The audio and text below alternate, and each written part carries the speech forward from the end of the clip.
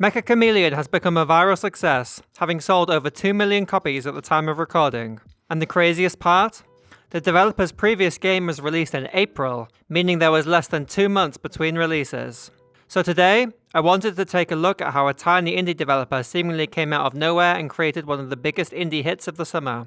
But first, let's talk about that 2-month development time, because while it's technically true, I think that number is also slightly misleading. The developer, Lemorion_1224, might have only spent 2 months building Mecha Chameleon, but this wasn't their first game. Looking through their previous work, they have already released a large catalogue of games over the past 18 months, and while most of these only saw moderate success compared to Mecha Chameleon, with every game they were building came experience, tools, and systems that allowed them to work faster. Looking at their previous games, you can see similarities between them. Their last game, for example, Link Penguins, was also a multiplayer game, which is important because multiplayer is one of the most difficult and time-consuming systems to build. Once you already have experience solving problems like networking, lobbies, player interactions, and getting everything working online, these systems can often be reused, meaning creating another multiplayer game becomes much easier. Experienced developers are fast because they're rarely starting from nothing.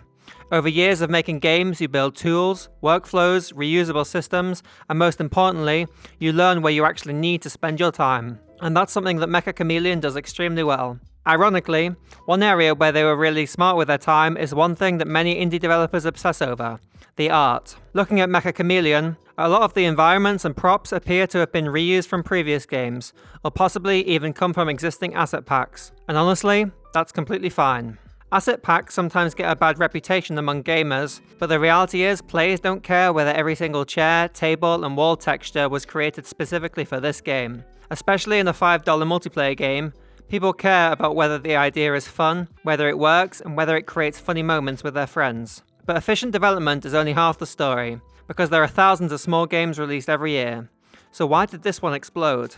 I think the biggest reason is that the developer has absolutely nailed the genre positioning.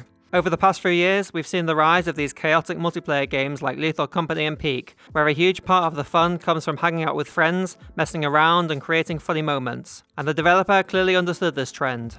Because, at its core, Mecha Chameleon is taking something that already works, the classic hide-and-seek/prop hunt formula, and adding one unique twist. And the important thing is that this twist is instantly understandable. A lot of great games have a marketing problem, because explaining exactly why they're fun takes paragraphs. Mecha Chameleon explains itself in a single 5-second clip. That simplicity is incredibly powerful, and it leads directly into the final reason this game succeeded.